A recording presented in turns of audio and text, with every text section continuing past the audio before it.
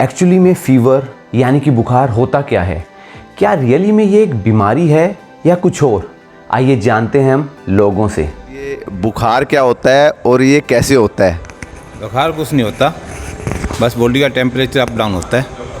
Fever भैया शायद ठंड लगने से रात को, या मतलब कुछ भी उल्टा सीधा अगर बाई चांस हम खा लें, या कभी कभी जैसे एकदम गला पकड़ ले हमारा सुबह सुबह, कुछ भी हम उल्टा सीधा पी लें, ठंडा पी लें, तो उससे हो जाता है बुखार। उसको वायरस क्या होता है? मेरे ख्याल से फीवर जब टेम्परेचर बॉडी टेम्परेचर ज़्यादा हो जाए जो नॉर्मल टेम्परेचर से, तो उसे फीवर कह सकते हैं। और ये हो सकता है मतलब सर्द गर्म से, नॉर्मली गर्मियों में हो जाता है ठंडा पानी पीने से, या फिर और भी कुछ अगर वायरल फीवर हो तो।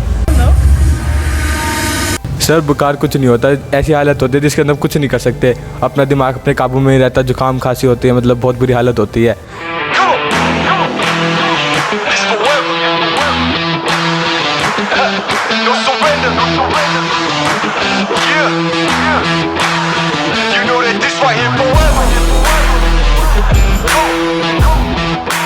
हेलो दोस्तों, मेरा नाम है विशाल चड्ढा और आप देख रहे हैं आपका अपना चैनल। अभी आपने लोगों के व्यूज़ तो सुन लिए फीवर के ऊपर, अब मैं बात कर रहा हूँ कि एक्चुअली में फ़ीवर होता क्या है और ये होता क्यों है। हमारे बॉडी का एक नॉर्मल टेम्परेचर होता है जो होता है 37 डिग्री सेल्सियस या 98.6 डिग्री फ़ारेनहाइट।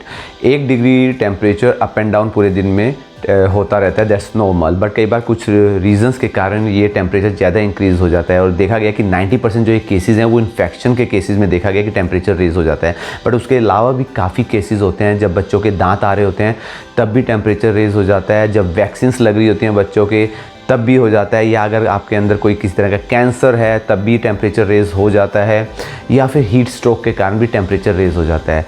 बट ये टेम्परेचर एकदम से इन कारणों से रेज़ होता क्यों है? हमारे ब्रेन में एक पार्ट होता है जिसे हाइपोथैलेमस कहते हैं, जो कि बॉडी के टेम्परेचर को कंट्रोल करता है। जब भी कोई वायरस या बैक्टीरिया जो हमारी बॉडी को इन्फेक्शन दे सकता है बॉडी के अंदर एंटर करता है, तो आपका हाइपोथैलेमस टेम्परेचर इंक्रीज़ कर देता है, क्योंकि ये जो वायरस और बैक्टीरिया होते हैं ये नॉर्मल टेम्परेचर में तो सर्वाइव कर जाते हैं बट इंक्रीज टेम्परेचर में ये सर्वाइव नहीं कर पाते। यानी कि जो ये फीवर हो रहा है वो एक तरह से हमारी हेल्प करने के लिए ही हो रहा है, ताकि जो वायरस या बैक्टीरिया बॉडी में एंटर कर गया है वो हमें किसी भी तरीके का इन्फेक्शन ना दे पाए। इसलिए हमारी बॉडी ने एक टेम्परेचर रेस कर दिया ताकि वो उस एनवायरनमेंट में सर्वाइव ना कर पाए। इसका मतलब फीवर कोई ख़राब चीज़ नहीं है, ये कोई बीमारी नहीं है, बट ये एक तरह से इंडिकेट करती है कि आपकी बॉडी में कोई ना कोई प्रॉब्लम है जिसे बॉडी नेचुरली ख़त्म करने की कोशिश कर रही है। ये भी बताती है कि आपका इम्यून सिस्टम जो है वो सही तरीके से काम कर रहा है। जबकि ये देखा गया है कि जब भी हमें फ़ीवर होता है तो हम फ्रिक्वेंटली मेडिसिन ले लेते हैं, जबकि आपको ऐसा नहीं करना चाहिए। एक स्टडी हुई थी जिसमें देखा गया था, फीवर फोबिया के ऊपर बात की गई थी, जो कि पेरेंट्स को होता है जब भी उनके बच्चों को फीवर हो जाता है। वो स्टडी मैं आपके साथ शेयर कर रहा हूँ। इसमें बताया गया है कि जब भी बच्चों को फीवर होता है तो आप उनको एकदम से मेडिसिन ना दें, क्योंकि 90% जो फीवर होता है वो हार्मलेस होता है, वो कोई प्रॉब्लम क्रिएट नहीं करता।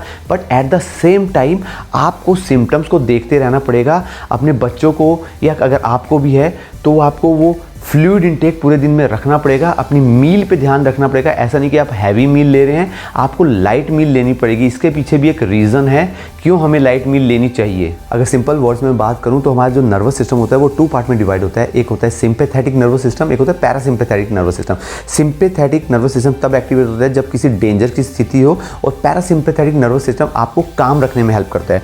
जब भी आप फीवर की स्थिति में होते हैं उस टाइम खाना कम खाने के लिए, ये लाइट खाने के लिए, हाई वाटर इनटेक करने के लिए इसलिए कहा जाता है ताकि आपके डाइजेस्टिव ट्रैक पे लोड ना पड़े। लेकिन अगर आपको फीवर है और आप खाना भी बहुत ज़्यादा खा रहे हैं तो आप समझिए कि वो डाइजेस्टिव ट्रैक में जाएगा तो पैरासिम्पैथेटिक नर्वस सिस्टम भी एक्टिवेट हो जाएगा। अगर पैरासिम्पैथेटिक नर्वस सिस्टम एक्टिवेट हो गया तो आपकी बॉडी काम की सिचुएशन में होने लग जाएगी, जबकि वो फाइट की स्थिति में है, अभी वो एक डेंजर है उससे लड़ रही है। तो वो आप एक तरह से अपनी बॉडी को कंफ्यूज कर रहे होते हैं ऐसा करके। इसलिए कहा जाता है कि आप लाइट मील रखें और अपने आप को ज़्यादा हैवी खाने से बचें और फ्लूइड की इंटेक ज़्यादा आप करें।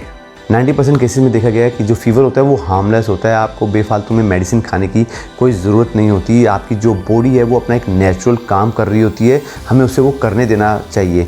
बट इसका मतलब ये नहीं है कि आपका फीवर बढ़ता जा रहा है और आप कुछ हाथ पे हाथ धरे बैठे हैं। अगर आपको लग रहा है कि कंडीशन बिगड़ रही है, एक आधे दिन के बाद भी टेम्परेचर रेज़ होता जा रहा है, तो आपको उस टाइम पे मेडिकल ट्रीटमेंट लेना बहुत ज़रूरी है, आपको डॉक्टर के पास विजिट करना बहुत ज़रूरी है।